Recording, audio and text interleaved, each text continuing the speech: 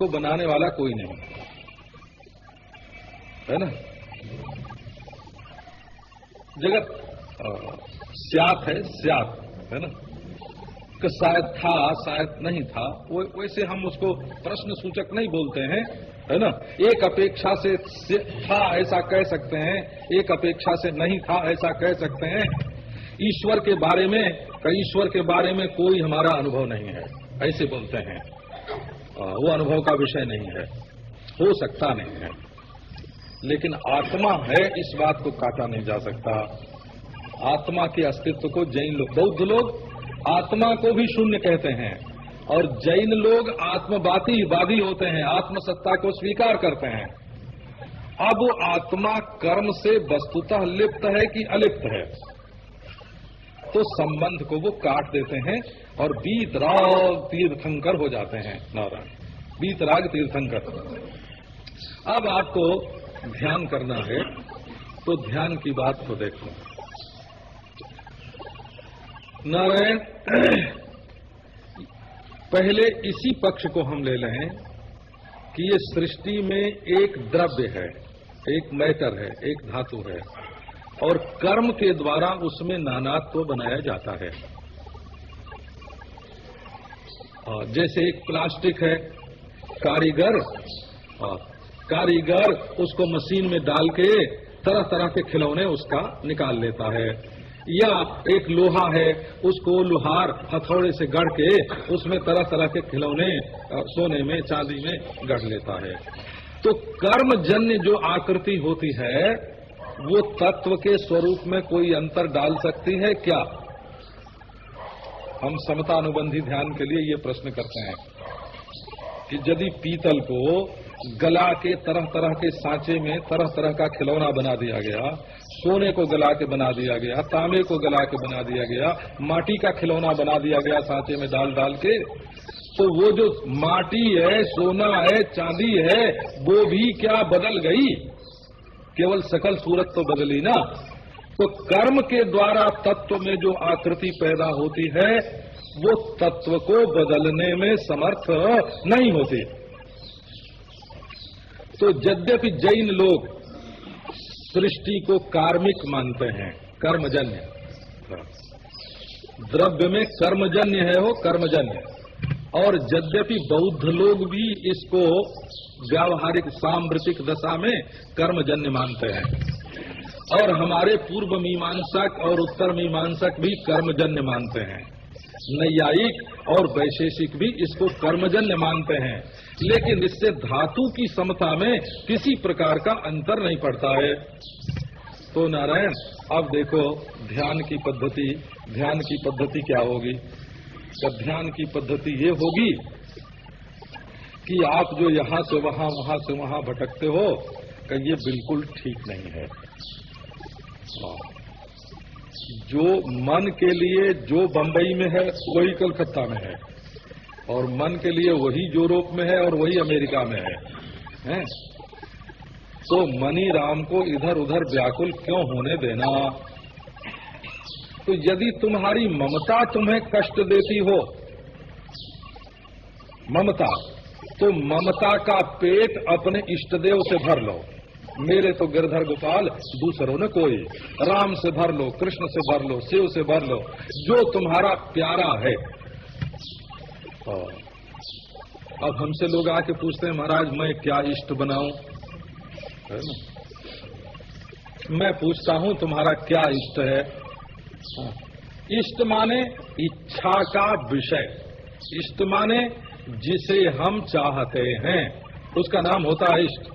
तुम किसको चाहते हो? अरे तुम बताओ बाबा कि तुम्हारी इच्छा किसके लिए है? ये हमसे मत पूछो कि हमारा इष्ट कौन है, तुम ये बताओ कि तुम्हारा इष्ट क्या है ना?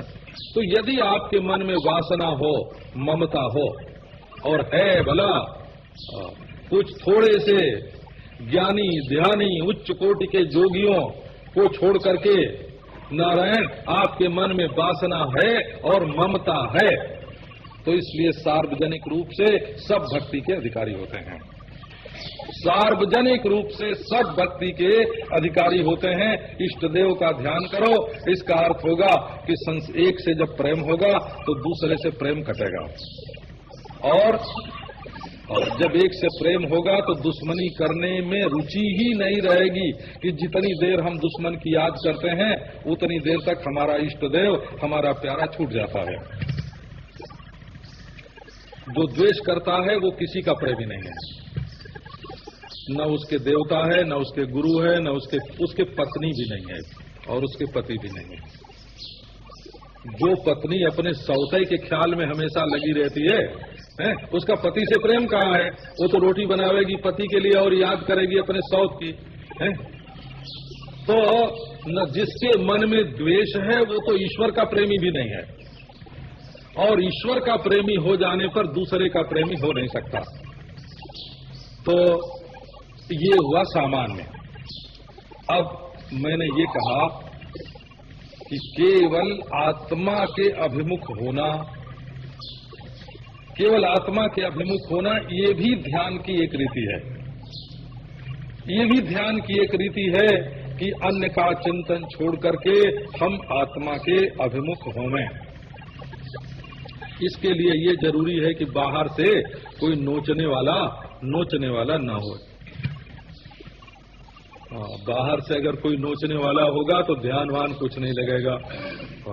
हमारे एक महात्मा रहते थे महाराज जंगल में, तो अकेलापन खलता है हो, ये आप लोगों को मालूम नहीं, साधु लोग भी अकेले नहीं रहते हैं। तो उन्होंने एक हरिण पाल लिया। अब वो हरिण जब पाल लिया तो ध्यान करने के लिए बैठे तो हरिण का बच्चा घूमता फिरता आवे और कभी अपनी सींग लगा के उनकी पीठ खुजलाने लगे, कभी छाती खुजलाने लगे, कभी चाटने लगे, तो अब उनकी आंख अपने आप ही खुल जाए। तो जब बाहर कोई नोचने वाला रहेगा, आप कहीं बच्चे कच्चे की बात मत सोचना, हम तो केवल मन की बात बोलते हैं, मन की। एक चिड़िया पाल के फिर बैठ जाओ ध्यान करने, वो चिड़िया या तो है ना ची ची करेगी और या तो आके आपकी गोद में बैठ जाएगी, सिर पर बैठ जाएगी, कंधे पर बैठ जाएगी।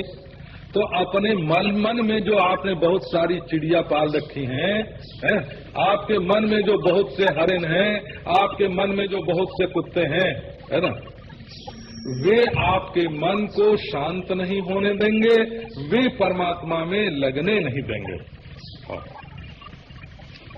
तो जब मन निर्मम होता है और निर्वासन होता है तभी मन निर्विषय होता है।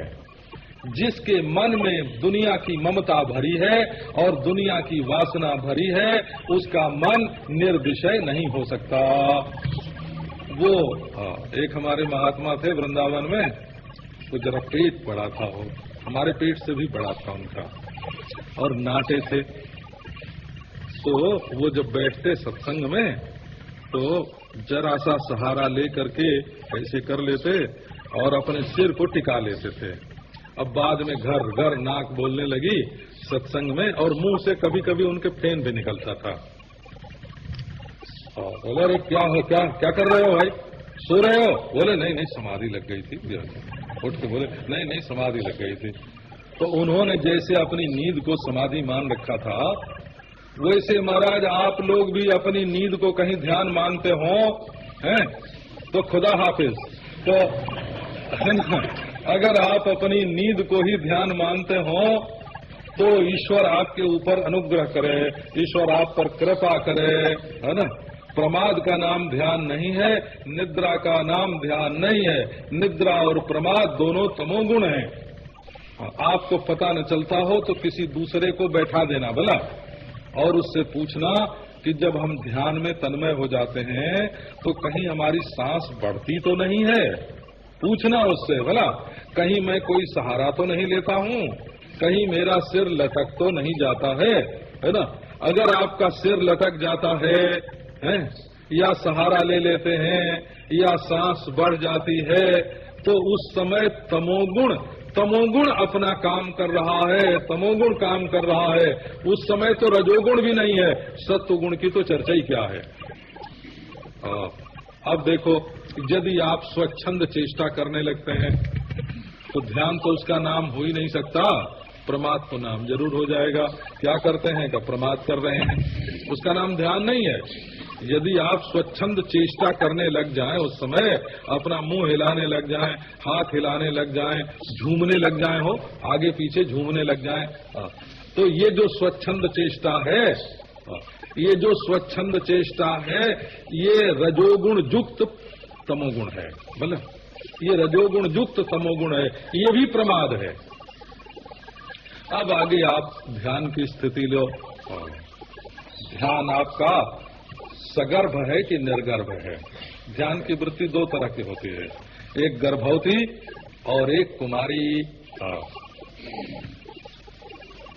तो गर्भवती जो वृत्ति होती है नारायण, वो है ना, वो एक वस्तु को गर्भ में लेकर के दूसरी वस्तु को गर्भ में धारण करने से इनकार कर देती है।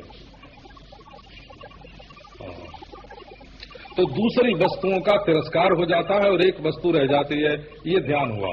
एक तत्वाभ्यास हो गया, एक तत्वाभ्यास। और यदि कोई वस्तु आपके अंतःकरण में नहीं रहती तो इसका मतलब ये है जागते हो और कोई दूसरी वस्तु आपके अंतःकरण में न हो। ये नहीं कि सो जाएं और आपके अंतःकरण में कोई दूसरी वस्तु न हो।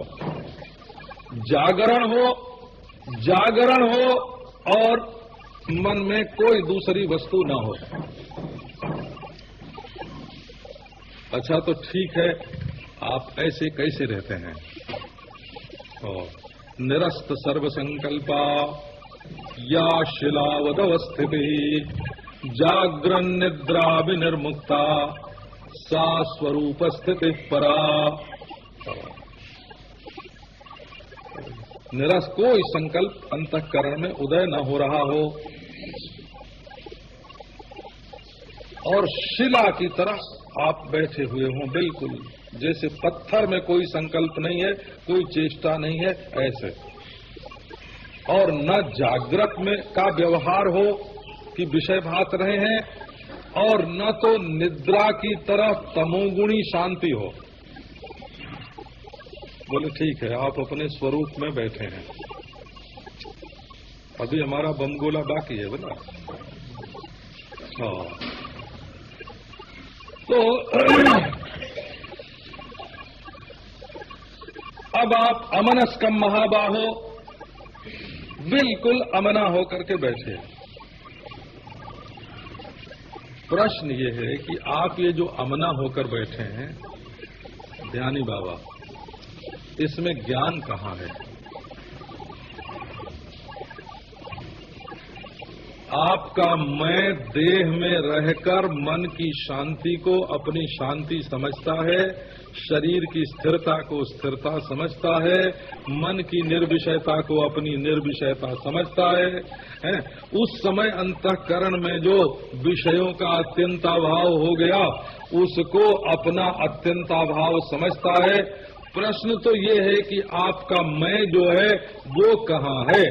3.5 हाथ के घेरे में है, अंतःकरण की उपाधि में है, सुषुप्ति की उपाधि में है, माया प्रकृति की उपाधि में है, अथवा अनंत ब्रह्म से एक हो चुका है। ज्ञान कहाँ है? आप ध्यान को ज्ञान के साथ यदि मिलाना चाहते हैं तो आपका मैं, अच्छा अब इसकी एक पहचान है। क्या पहचान है? हमने एक महात्मा से एक बार पूछा कि महाराज हमारा शरीर तो स्थिर नहीं हो रहा है। हम तो पास रहते थे ना, पास रहते, हमारा शरीर स्थिर नहीं हो रहा है। तो उस समय वो ज्ञान के मूड में थे, ध्यान के मूड में नहीं थे। मूड अलग अलग होता है, ध्यान का अलग, ज्ञान का अलग। वो ज्ञान के मूड में थे, ध्यान के मूड में नहीं थे। तो बोले कि ये मच्छर जो यहाँ उड़ रहा है, मक्खी भिनभिना रही है, ये यहाँ से वहाँ, वहाँ से वहाँ उठती बैठती है, तो इसके लिए तुमको फिक्र क्यों नहीं होती? यही शरीर हिलता है, इसके लिए फिक्र क्यों होती है? तो बोले देखो, जो भी एक अंतःकरण में एक शरीर में ध्यान की दशा लाना चाहेगा उसका मैं कहाँ है, जरा विचार तो करो, उसका मैं कहाँ है। इसका नाम ज्ञान होता है, बोला, इसका नाम ज्ञान होता है। अगर आपने प्रेम से वेदांत सुना हो तो इसको समझिए, और न सुना हो तो छोड़ दीजिए। आप ध्यान की बात कीजिए, ज्ञान की मत कीजिए, है ना। ध्यान और ज्ञान का फर्क कहाँ है, हैं? ध्यान और ज्ञान का फर्क कहाँ है? एक शरीर में बैठकर एक मन को पकड़कर उसको अमुक स्थिति में रखने का नाम ध्यान है। दृष्टा की दृष्टि को रोक करके देख बेटी, है ना, ये जितने राग द्वेष के वर्ग तुम्हारे सामने से गुजर रहे हैं, इनमें से किसी को बरमाला मत पहनाना, है ना, बरमाला मत पहनाना। अपनी दृष्टि को दृष्टा जब अपनी गोद में ले करके बैठता है ना, तब तो उसका नाम ध्यान हो जाता है। और जब दृष्टि के सामने से गुजरने वाले सब जादू के खेल हैं, चाहे कोई भी गुजर जाए, है ना, नारायण, इसका नाम होता है ज्ञान दृष्टि। एक ध्यान दृष्टि और एक ज्ञान दृष्टि, और उसमें भी तुम्हारा मैं कहाँ बैठा हुआ है, इसको जानने की जरूरत पड़ती है। कल मैंने शाम को सुनाया था, नारायण, आप व्यवहार में सावधान रहिए, इसका नाम धर्म होगा। और अपने मन में जो ख्याल है ना, सपने हैं, उनको जरा सधा के अपने प्यारे के साथ जोड़ दीजिए, तो आपका नाम गोलोक हो जाएगा। बोला, आपके मन का नाम गोलोक हो जाएगा, बैकुंठ हो जाएगा। मन के सपनों को सधाकर वृंदावन बना दीजिए, उसमें राधा कृष्ण को विहार करने दीजिए, उसमें गौरी शंकर का कैलाश देखिए, उसमें नारायण लक्ष्मी नारायण का बैकुंठ देखिए, सीताराम का अवध देखिए। ये अपने मन को जानबूझकर अपनी पसंद के स्वप्न में स्थिर कर देना, इसका नाम भगवत लीला होता है।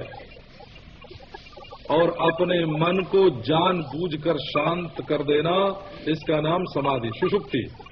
जानबूझकर सुषुप्ति में अपने मन को ले जाओ, अपनी पसंद की सुषुप्ति में मन को ले जाना समाधि है, और अपने मन के पसंद के स्वप्न में ले जाना भगवत लीला है। और व्यवहार में सावधान रहना, इसका नाम धर्म है। धर्म में ध्यान, प्रेम में ध्यान, शांति में ध्यान। और बोले आत्माराम कहाँ है? का आत्माराम तीनों में है और तीनों से निराले हैं। उसी को तो पहचानना है, उसी का तो ज्ञान होता है। अभी हम आपको किसी दिन सुनावेंगे। अभी तो ग्राह्य समापत्ति है, ग्रहण समापत्ति है, ग्रहित्री समापत्ति है। ध्यान के 3 भेद होते हैं, जागृतवत ध्यान, स्वप्नवत ध्यान, सुषुप्तिवत ध्यान।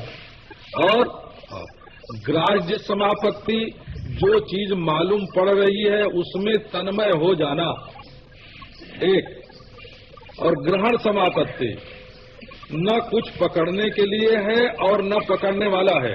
पकड़ने वाला और पकड़ी जाने वाली चीज का ख्याल छोड़कर केवल मालूम पड़ना मात्र में स्थित हो जाना, ग्रहण समापत्ति बोलते हैं उसको। और ग्रहित्री समापत्ति, ये आत्मा जो है वो स्वयं प्रकाश सर्वावभाषक है ना, अपने स्वरूप में बैठना, अपने में बैठना ग्रहित्री समापत्ति है। जो दिख रहा है उसमें बैठना ग्राह्य समापत्ति है। और दोनों के बीच में कड़ी जोड़ने वाली जो ग्रहण वृत्ति है, केवल उसी को पकड़ करके बैठ जाना, ये ग्रहण समापत्ति है। आपको ध्यान का प्रसंग फिर कल सुनाएंगे।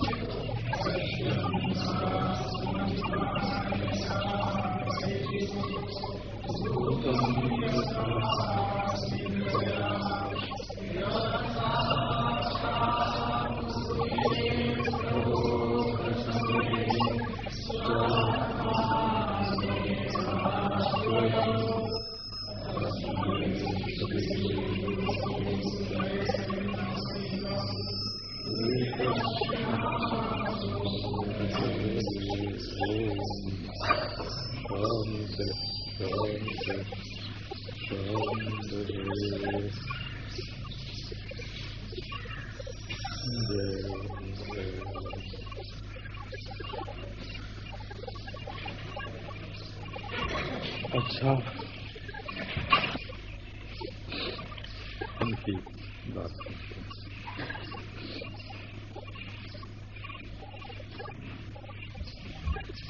ध्यान शब्द का वैसे जो धातुगत अर्थ है और धातुगत अर्थ दूसरा होता है और प्रत्ययगत अर्थ दूसरा होता है ना।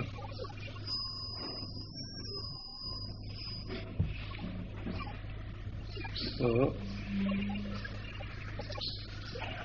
धातुगत अर्थ और प्रत्ययगत अर्थ ध्यान में दोनों हैं, क्योंकि ध्यान शब्द में ध्येय तो धातु है और ये जो आना है ये प्रत्यय है।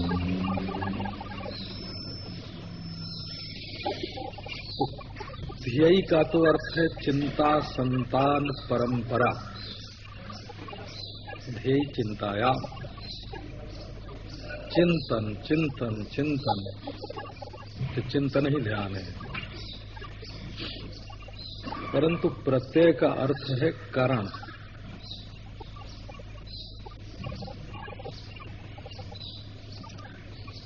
करण का अर्थ है औजार, कि जिससे चिंतन में एक रूपता आवे, उस साधन का नाम ध्यान है।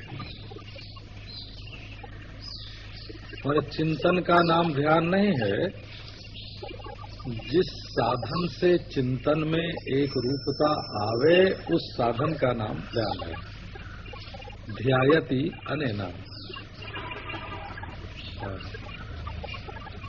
जिसके द्वारा ध्यान किया जाए। अब आपको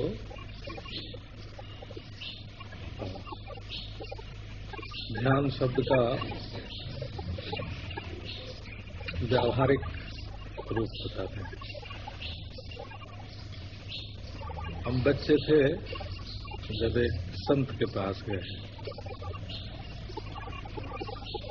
तो उन्होंने पूछा कि ध्यान का मतलब समझते हो? नहीं महाराज, आप तो सब लोग बड़े हैं, समझते हैं, उस समय मैं नहीं समझता था।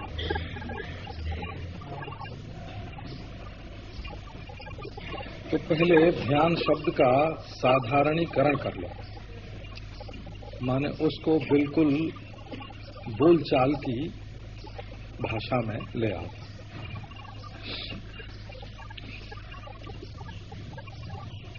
तो ध्येय धातु का अर्थ तो है चिंतन, और जो आ न उसमें प्रत्यय रूप है, उसका अर्थ है करण। माने चिंतन का करण, चिंतन का औजार, चिंतन का साधन। जिस साधन से हमारा चिंतन सतत होने लगे, निरंतर होने लगे, उस उपाय का, उस साधन का नाम है ध्यान। प्रकृतिगत अर्थ है चिंतन और प्रत्ययगत अर्थ है करण। तो गांव की बोलचाल की भाषा में जब हम संत के पास गए तो उन्होंने कहा कि ये जो तवज्जो दीजिए, उर्दू का समय था ना, उर्दू में बोलते तवज्जो, ध्यान माने तवज्जो, ख्याल, ख्याल दीजिए। सूरत, आपको सूरत है ना, भूल गए बिल्कुल, हमारी सूरत ही नहीं आती आपको, ऐसे बोलते हैं। तो ध्यान माने तवज्जो, ख्याल, सूरत। हमारी सूरत विसार दी आपने। और देखो, यहाँ मारवाड़ी लोग आपस में जब सवेरे उठते हैं, टेलीफोन करते हैं, तो आपस में बात करते हैं कि ध्यान है, धारी के धारणा है, हैं? तो ये जो ध्यान शब्द का प्रयोग है ना, इस पर आप ध्यान दें। अच्छा, अब प्रकृति प्रत्ययगत अर्थ के सिवाय हम लोग व्याकरण के ज्यादा पक्षपाती हैं। ये एक मौलिक पद्धति है हो हमारी कि किसी भी शब्द का जब उत्थान होता है, उच्चारण होता है, तब वो अपने अर्थ को साथ लेकर आता है। ये हमारी भारतीय पद्धति है बोला, ये नहीं है, ये यूरोपीय पद्धति नहीं है, अमेरिकन पद्धति नहीं है बोला, ये वैज्ञानिक पाश्चात्य विज्ञान की पद्धति भी नहीं है। वो तो कहते हैं कि हम एक चीज देखते हैं, ये एक रंग देखते हैं तो इशारे के लिए इसका नाम हमने लाल रख लिया और आपस में ये व्यवस्था बना ली कि जब हम लाल समझें, लाल बोलें, तो तुम ये रंग समझना। बाह्य वस्तु को देखकर संकेत के रूप में शब्दों का निर्माण होता है, ये पाश्चात्य भाषा विज्ञान की पद्धति है। उनके यहाँ शब्द केवल संकेत मात्र होते हैं। अ ब स कुछ भी रख लो। जिसने किसी छोटी छोटी चीज का आविष्कार किया उसी के नाम पर बोले ये अमुक किरण है, ये अमुक किरण है, ये अमुक किरण है। जैसे अभी यहाँ हमारे रोड का नाम पहले रेज रोड था, अब कोई बीजी खेर क्या बीजी खेर मार्ग हो गया उसका नाम। तो सड़क तो वही है पर नाम उसका बदल गया। भारतीय संस्कृति में ये पद्धति स्वीकार की हुई है और इसका आप भाव समझें। बाहर की वस्तुओं को देख देख करके तो आप इशारा भले बना लीजिए, लेकिन भीतर की वस्तुओं को देख देख करके जो नाम रखे जाते हैं वो आपस में समझौता करके, सलाह करके उनका निर्णय नहीं किया जा सकता। हमने अपनी अंतरात्मा में एक वस्तु का अनुभव किया है, उस अनुभव की अभिव्यक्ति कैसे हो। बोले आओ आपस में सलाह करने कि तुमको कैसा हुआ, तुमको कैसा हुआ, तुमको कैसा हुआ। कि ये बात एक की देखी हुई जो वस्तु है उसके लिए दूसरा उसका संकेत नहीं समझ सकता। तो भीतर की अनुभूति के आधार पर ही वो नाम रखा जाता है। अब भीतर की अनुभूति पर जब उसका नाम आया तो वो बाहरी आधार पर संकेत तो है नहीं। तो इन लोगों ने शब्द और अर्थ के संबंध का बड़ा गंभीर चिंतन किया। ये बात आप चाहे जाके है ना, चाहे कि हम इसको जर्मनी से ले जाएंगे, इसको अमेरिका से ले जाएंगे, उसको यूरोप से लावेंगे, तिब्बत से लावेंगे, वो बात बनने वाली नहीं है। वो अंतर की अनुभूति जिसको होगी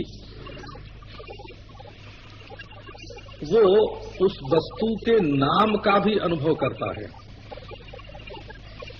वो क्या है? अनुभूति विशेष, माने एक अनुभव से दूसरा अनुभव न्यारा, ऐसा समझो। एक अनुभव से दूसरा अनुभव न्यारा और दूसरे अनुभव से तीसरा अनुभव न्यारा। तो अपने मन में हमें 1 नंबर का अनुभव, 2 नंबर का अनुभव, 3 नंबर का अनुभव ऐसा बनाना पड़ेगा। तो उस अनुभव को जब हम 1 नंबर, 2 नंबर, 3 नंबर बनाएंगे तो उस अनुभव में जो विशेष है, उस विशेष को, जो विशेषता है, संस्कृत में केवल विशेष कहने से काम चलता है।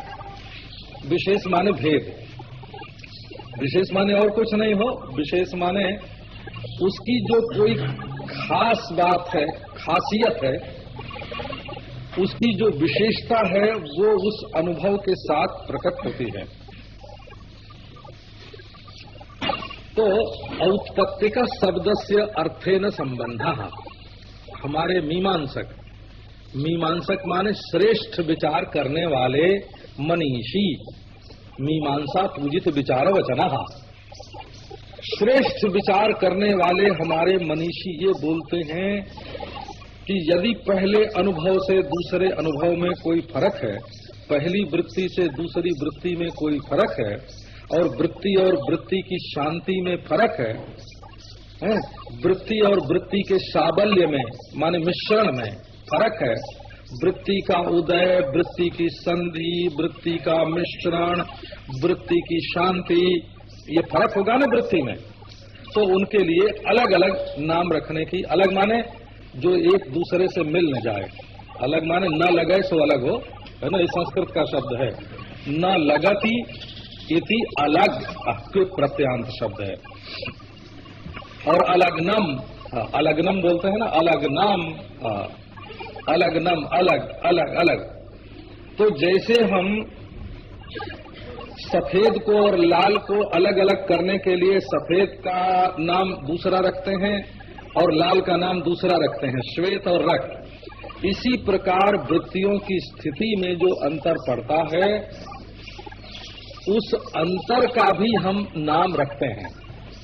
तो वो अंतर का नाम कैसे रखा जाता है कि वो प्रत्येक अंतर अपना अपना नाम लेके, जैसे लाल रंग की विशेषता से गुलाब का नाम है ना, लाल गुलाब हुआ, श्वेत गुलाब होता है ना, पीत गुलाब होता है, श्याम गुलाब होता है, हरित गुलाब होता है। इसी प्रकार भीतर की वृत्तियों में जो अंतर पड़ता है वो वृत्तियां अपना अपना अंतर ले लेकर के आती हैं। तो उन अंतरों को के साथ जो विशेषता होती है उसमें ध्वनि होती है। भला प्रत्येक कंपन में एक ध्वनि होती है। आपको ये बात जरूर मालूम होगी क्योंकि ये बिल्कुल वैज्ञानिक पद्धति है। भला जहां कंपन होगा वहां ध्वनि अवश्य होगी और जहां ध्वनि होगी वहां कंपन अवश्य होगा। तो चूंकि वृत्तियों में कंपन है इसलिए वहां ध्वनि है, और जहां वृत्तियों में ध्वनि है वहां एक नाम है। कार्यम यत्र विभाव्यते किमपि तत् स्पंदेन सव्यापकम स्पंदश्चापि तथा जगत सुविदितः शब्दान्वयी सर्वदा। जहां कंपन होगा, जहां कोई क्रिया होगी वहां कंपन होगा, और जहां कंपन होगा वहां शब्द होगा। चूंकि वृत्तियां उठती और बैठती हैं, वृत्तियों का उत्थान होता है और शांति होती है, इसलिए उनके उत्थान और शांति के साथ भी एक शब्द होता है। तो हमारे वैयाकरण माने व्याकरण के पंडित और मीमांसक माने श्रेष्ठ विचारक मनीषी, और हमारे जो काव्य के मनीषी हैं रीति विषयक जो सिद्धांत है, वे ऐसा मानते हैं कि वागर्थाविव संपृक्तौ। कालिदास का ये पहला श्लोक है रघुवंश का, वाक और अर्थ आपस में संपृक्त होते हैं। अब देखो आप यहाँ ध्यान के साथ शब्द को जोड़ने की संगति आप समझो। आप किस ध्यान में कौन सा शब्द जोड़ना चाहते हैं? ये जो हमारे भिन्न भिन्न संप्रदाय होते हैं उनमें अपने अपने मंत्र भी होते हैं हो। तो उन मंत्रों का ध्यान के साथ क्या संबंध है, इस बात को समझने के लिए ध्यान की वृत्ति का जो रूप है उसमें कंपन कैसा है और ध्वनि कैसी है ये समझना पड़ता है। तो उस वृत्ति के कंपन और ध्वनि को मंत्र बोलते हैं। भला ये प्रत्येक वृत्ति के साथ कंपन होता है और ध्वनि होती है। हमारी ताराबाई पेरिस में गई थी संगीत गाने के लिए, तो उन्होंने तस्तरी में पाउडर रखवाया और लेके बीणा उस पर एक तान छेड़ी। बीड़ी वो जो पाउडर रखे हुए थे वो उनमें कंपन हुआ। कंपन होने के बाद एक मूर्ति बन गई। तो वो मूर्ति कैसे बनी? कब वो जो उनके मुख से और बीणा से सम्मिलित शब्द की लहर, शब्द की तरंग, स्वर की तरंग उठती थी, वो तरंग जा करके टकराती थी पाउडर से और उस टक्कर से सकल सूरत आकार बन जाते थे। आप जानते हैं आजकल रेडियो तरंग के द्वारा चंद्रलोक में वहां जो चंद्र गाड़ी भेजी गई है उसका संचालन किया जाता है। तो शब्द यदि जा करके टकराता नहीं, ये बात मैंने एक जापानी खिलौना में देखा हो, जापानी खिलौना बस बनाई हुई थी, उसमें एक एरियल लगाया हुआ था। उसके लिए यदि वो केवल अंग्रेजी भाषा समझता था, दूसरी भाषा नहीं समझता था वो खिलौना है। हाँ, जब उसको अंग्रेजी में बोल देते थे कि चलो, तब वो बस चलने लगती थी, और जब बोल देते थे कि बंद हो जाओ, तब वो बंद हो जाते थे। इसका अर्थ क्या है? इसका अर्थ है कि ये हमारे जो शब्द हैं वो शक्तिशाली होते हैं और क्रियाशील होते हैं, और उनके उच्चारण के द्वारा हमारे शरीर के जो भीतरी अंश हैं उन पर आघात प्रत्याघात, क्रिया प्रतिक्रिया होती है, और उनके द्वारा हम भीतर के यंत्रों का निर्माण कर सकते हैं, उनमें परिवर्तन कर सकते हैं। तो आप अब ध्यान शब्द का, वो तो व्याकरण का नाम आने से मैंने इतनी बात कह दी कि शब्द के उच्चारण में कंपन होगा, कंपन में ध्वनि होगी, और ध्वनि जो है वो भीतर क्रियाशील होगी। तो ध्यान शब्द का देखो, केवल धातु प्रत्यय मूलक नहीं, एक नैरोक्त अर्थ सुनो ध्यान शब्द का। धी और आन, धियम आनयति इति ध्यानाम, धियम आनयति। आ को अलग उपसर्ग के रूप में रखो तब भी, और आनयन नय के साथ जोड़ दो तब भी।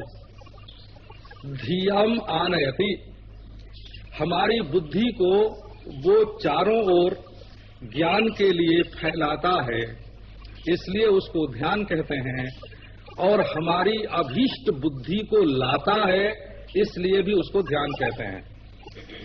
धियम आनयति, धियम आनयति, बुद्धि को आंख देता है। आनयति, जो आन है ना, आन, उसको नयन का आप समझिए, नयन का। जो बुद्धि को नयन दे उसका नाम ध्यान, जो बुद्धि को आंख दे, दृष्टि दे, धी माने बुद्धि हो, जो धी को नयन दे उसका नाम ध्यान। धियम आनयति, धियम आनयति इति ध्यानम, ये नैरुक्त व्युत्पत्ति है। और प्रकृति प्रत्यय मूलक जो व्युत्पत्ति है ध्यायति अनेन, वो पाणिनीय व्याकरण के अनुसार व्युत्पत्ति है। अच्छा, तो ध्यान शब्द का अर्थ हुआ हमारी बुद्धि का एक निर्माता। अब जरा शब्दों की बात आ गई तो वो बाल्यावस्था वाली बात आपको फिर से सुना देते हैं। जिस संत के पास हम गए उन्होंने कहा कि शरीर में 4 वस्तु है, एक पिंड देश, एक ब्रह्मांड देश, एक माया देश और एक विशुद्ध चैतन्य। आप जरा बाहर से भीतर की ओर प्रवेश कीजिए। पिंड देश जो चाम के घेरे में ही रहता है वो पिंड देश है, और जो चाम के घेरे में रहते हुए भी पंचभूत से संबंध रखता है वो ब्रह्मांड देश है। जैसे शरीर में जो आकाश है वो शरीर के घेरे में रहता हुआ भी विशाल आकाश से संबद्ध है। अच्छा, और उसके बाद माया देश है। माया देश है जो आत्मदृष्टि के बिल्कुल सन्निहित है, और एक विशुद्ध चैतन्य देश है जो अगम है, अलख है, अपार है, जिसमें ध्यान का भी प्रवेश नहीं है। ऐसा है। तो उन्होंने बताया कि ये जो ओम शब्द है, ओम शब्द का उच्चारण हो ध्वनि, ये वैदिक है, और ये पिंड दो देश का शोधन करती। ये उनका कहना था, भला हमको इसमें आप मत जोड़ देना, है ना। तो जो संत से सुनी हुई बात है वो आपको सुनाते हैं। हम तो संसार के सब मतों का और सब आचार्यों का एक सरीखा आदर करते हैं। हमारी दृष्टि से कोई हिंदुस्तानी आचार्य या परदेसी आचार्य या वैदिक आचार्य या अवैदिक आचार्य जिसको परम तत्व का अनुभव हो गया, ब्रह्म वेद अहि ब्रह्म वेद ताकि बानी वेद, जिसने ब्रह्म को जान लिया उसका नाम है ब्रह्मवेत्ता। ताकि बानी वेद, वो जो बोलता है उसका नाम है वेद। भाखा अथवा संस्कृत करत भेद भ्रम छेद, वो चाहे भाषा में होए या संस्कृत में होए, उसकी विशेषता ये है कि हमारे हृदय में जो भेद का भ्रम है उसको काट देते हैं। उन्होंने कहा वैदिक संस्कार से संपन्न ओम ओम ओम, ये ध्वनि उत्पन्न करो। इसको मूलाधार से भी उत्पन्न कर सकते हैं, स्वादिष्ठान से भी, मणिपूरक से भी, अनाहत से भी, और विशुद्ध से भी, आज्ञा चक्र से भी, और सहस्रार में भी ओम ओम ओम का ध्वनि उत्पन्न करो। तो ये जो ध्वनि जन्य कंपन होगा शरीर में, वो कंपन ऐसा होगा कि वो जागृत, स्वप्न और सुषुप्ति तीनों अवस्थाओं में रहने वाला पिंड देश में जितनी विशेषताएं हैं उनको जाहिर कर देगा। फिर बोले ओम राम ओम राम ओम राम। तो उनके पंथ की बात आपको सुनाता हूं।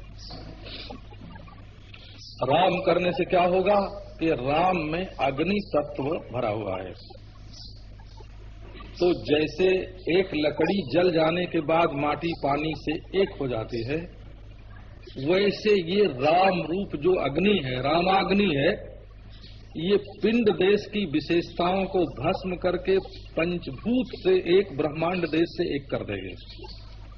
तो उसके बाद क्या है, बोले सोहम ओम राम सोहम ओम राम सोहम। हमारे बताने से आप कोई करना नहीं, बोलो। ये तो हम आपको ध्यान की विचित्रता सुनाते हैं, भिन्न भिन्न पंथों की।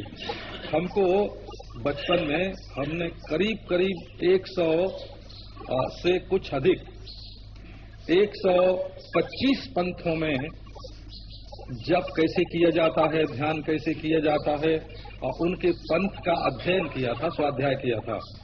तो अभी जो याद आ जाता है कभी वो सुना देता हूँ। इसका ये अर्थ नहीं समझना कि हम उस पंथ की कोई दीक्षा दे रहे हैं, कि उस पंथ में आपको साधन करने के लिए प्रेरित कर रहे हैं। तो सोहम जो है ये माया देश में है, क्योंकि वहाँ परोक्ष परमेश्वर और अपरोक्ष अहम दोनों की एकता की जो वृत्ति है उसका अभ्यास किया जाता है। तो वहाँ न पिंड है न ब्रह्मांड है, वहाँ जीवात्मा ने, अहम ने पिंड को छोड़ दिया है, और वहाँ सह जो है उसने ब्रह्मांड को छोड़ दिया है। और माया देश में, कल्पना के देश में दोनों एक हो रहे हैं। ये सोहम है। तो ओम राम सोहम, देखो ये प्रतीकात्मक है, हो भला। और इसके बाद क्या है, इसके बाद विशुद्ध चैतन्य है, जिसमें न माया है, न ब्रह्मांड है, न पिंड है। जिसमें न सोहम है, न राम है, न ओम है। एक विशुद्ध चैतन्य जिसमें माया नहीं, छाया नहीं, ब्रह्मांड नहीं, पिंड नहीं। तो आप ये मत सोचना कि गुप्त अंधकार होगा, कोई गुप्त अंधकार, अज्ञात विशालता, वो नहीं, उसका अर्थ ये नहीं है। उसका अर्थ है कि यही व्यवहार जिस संसार में आप व्यवहार कर रहे हैं, ये न तो पिंड है, न ब्रह्मांड है, न माया है, ये तो विशुद्ध चैतन्य है। ये तो चैतन्य का लेना, चैतन्य का देना, चैतन्य का बोलना, चैतन्य का सुनना, चैतन्य का चलना, चैतन्य का देखना, चैतन्य का दिखना, ये सर्व व्यवहार जो है वो विशुद्ध चैतन्य रूप ही है। अब आपको नारायण, अब यही विशुद्ध चैतन्य जहां माया के रूप में भी बनता है अपनी मौज से, स्वातंत्र से, ये विशुद्ध चैतन्य का स्वातंत्र्य है कि वो माया रूप होता है, वो ब्रह्मांड रूप होता है, वो पिंड रूप होता है, और उस विशुद्ध चैतन्य से भिन्न न कोई ईश्वर है, न माया है, न जीव है, न जगत है। इसका नाम होता है शैवागम। भला आत्म रूप विशुद्ध चैतन्य से अलग कोई दूसरी चीज नहीं है, वही सर्व होकर भोक्तैव भोग्य भावेन सदा सर्वत्र संस्थितः तेन शब्दार्थ चिंतासु न स शब्दो न यह शिवः। भोक्ता ही भोग्य के रूप में स्थित है। भोक्ता माने आत्मा। इस गुलाब का भोक्ता कौन है? आप हैं कि नहीं है? नासिका के द्वारा गुलाब की सुगंध के भोक्ता आप हैं। तो ये सिद्धांत ये कह रहा है कि ये जो गुलाब की सुगंध के भोक्ता आप बने हुए हैं, असल में भोक्ता आप हैं, और भोग के कारण मन आप हैं, नासिका आप हैं, ये गुलाब की सुगंध आप हैं, और गुलाब भी आप हैं। केवल इतना ही नहीं, समग्र सृष्टि जो भोग्य रूप में भास रही है वो आत्म भोक्ता का स्वरूप है, आपके सिवाय और कुछ नहीं। ये ईश्वर के साथ आत्मा की एकता है। और अद्वैत वेदांती कहते हैं कि ये संत और शैवागम का